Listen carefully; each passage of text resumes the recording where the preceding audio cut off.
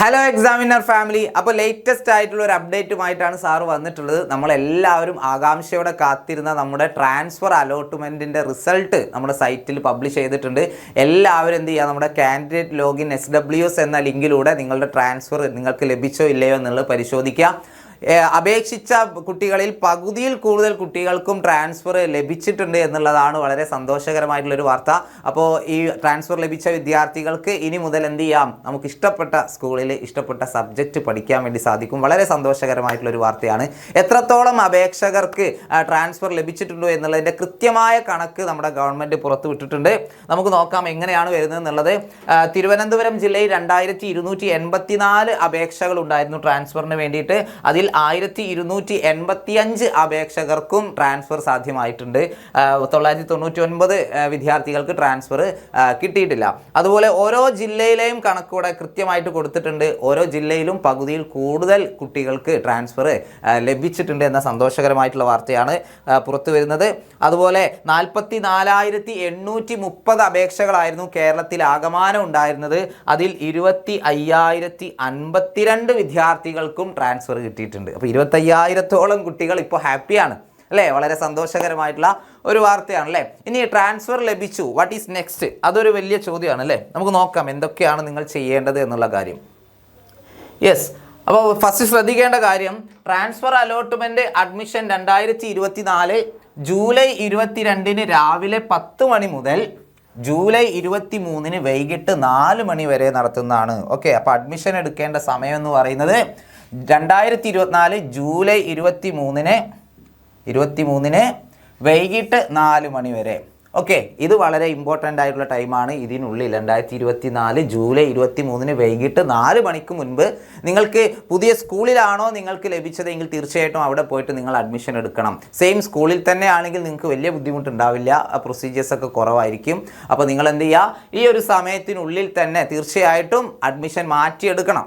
Okay, നിലവിലെ സ്കൂളിൽ തന്നെയാണ് നിങ്ങൾക്ക് അഡ്മിഷൻ ലഭിച്ചതെങ്കിലും നിങ്ങൾ എന്ത് ചെയ്യണം, അഡ്മിഷൻ മാറ്റണം. അത് പിന്നെ സെയിം സ്കൂളാകുമ്പോൾ ആ പ്രിൻസിപ്പളും അല്ലെങ്കിൽ നിങ്ങളുടെ ക്ലാസ് ടീച്ചേഴ്സും ആ കാര്യം ശ്രദ്ധിക്കുമെന്ന് തന്നെയാണ് നമ്മൾ വിചാരിക്കുന്നത്.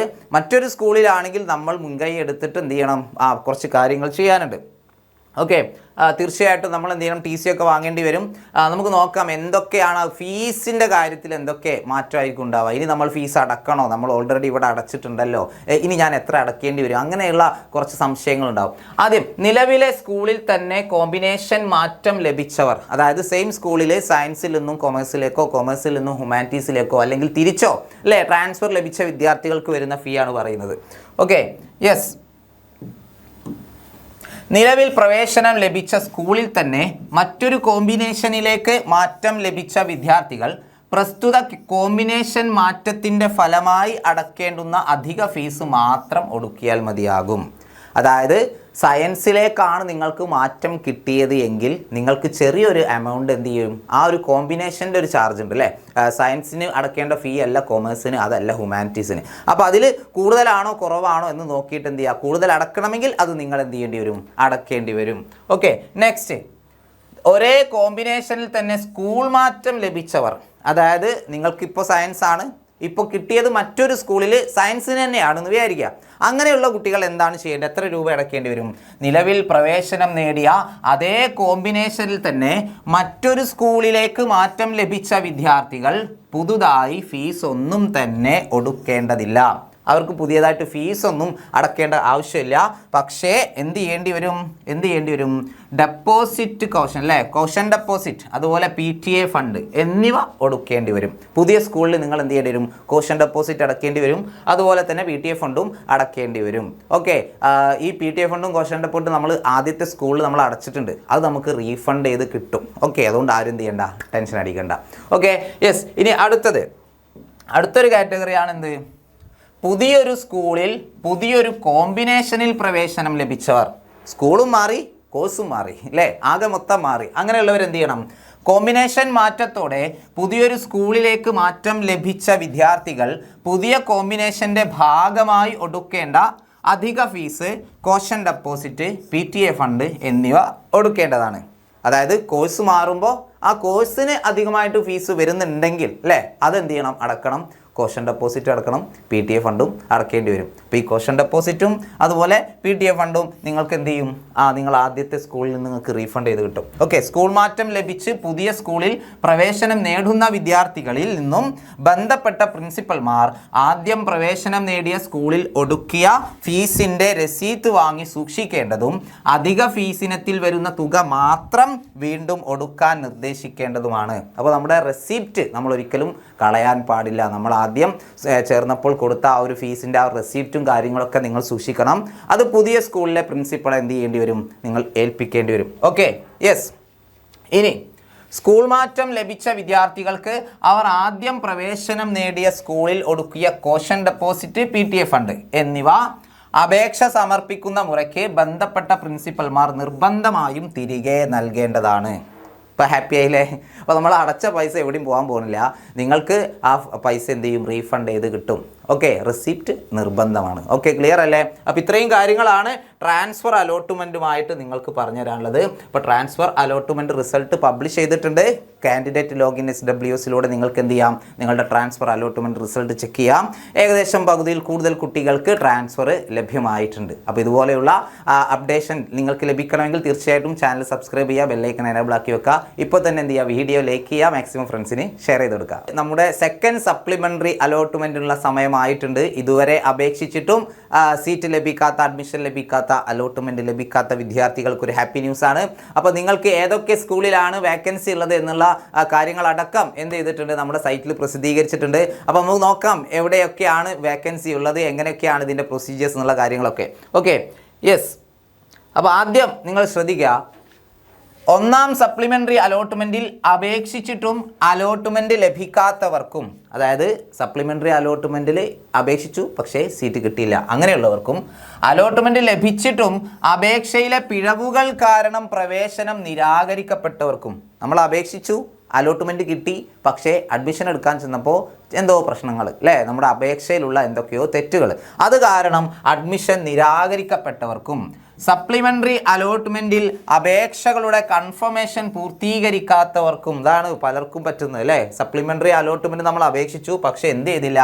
കൺഫർമേഷൻ, ഫൈനൽ സബ്മിഷൻ ചെയ്തില്ല, അത് കാരണം അലോട്ട്മെൻറ്റിൽ ഭാഗമാകാൻ സാധിച്ചില്ല. അങ്ങനെയുള്ളവർക്കും രണ്ടാം സപ്ലിമെൻ്ററി അലോട്ട്മെൻറ്റിന് 2024 ജൂലൈ 22 ഉച്ചയ്ക്ക് 2 മണി മുതൽ, എപ്പോഴാണ്?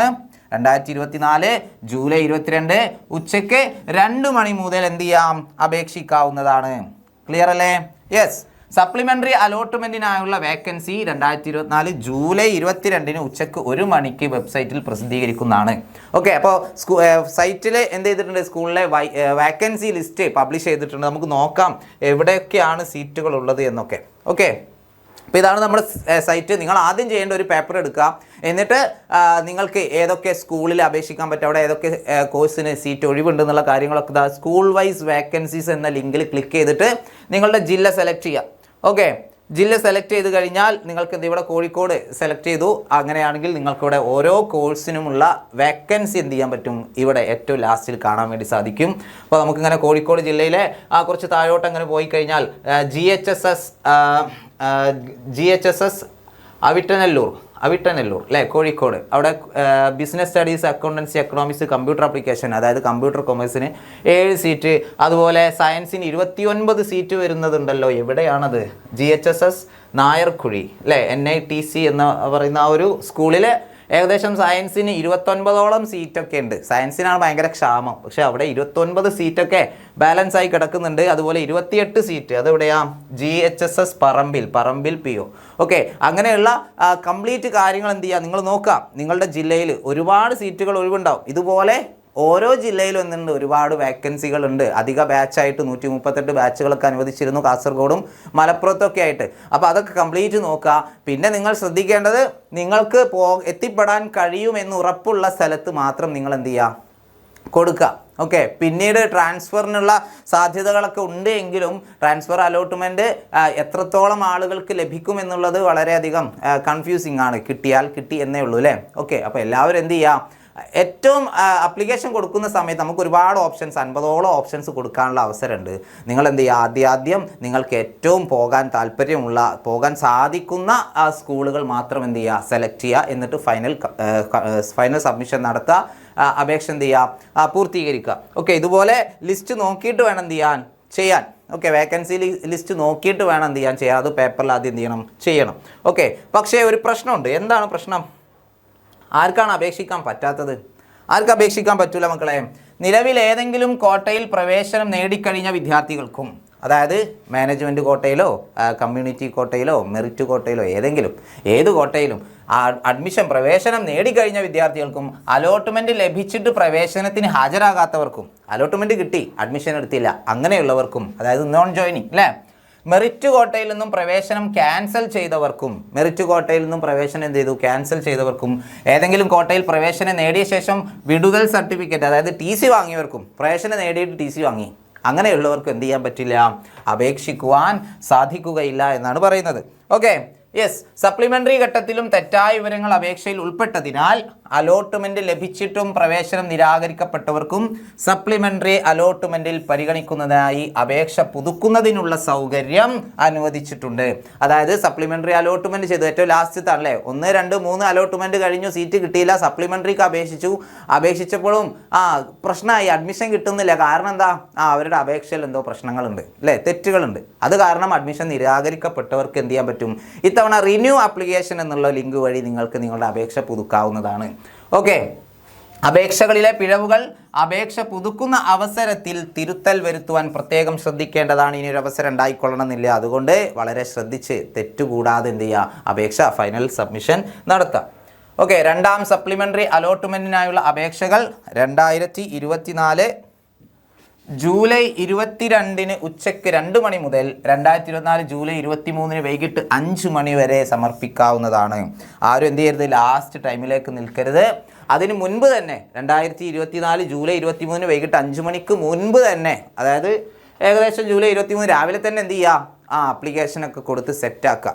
ഓക്കെ, അപ്പോൾ നിങ്ങൾ വിചാരിച്ച പോലെ തന്നെ ഇഷ്ടപ്പെട്ട സ്കൂളിൽ ഇഷ്ടപ്പെട്ട സബ്ജക്റ്റ് പഠിക്കുവാനുള്ള ഭാഗ്യം നിങ്ങൾക്ക് എല്ലാവർക്കും ഉണ്ടാവട്ടെ എന്ന് ആത്മാർത്ഥമായിട്ട് പ്രാർത്ഥിക്കുന്നു.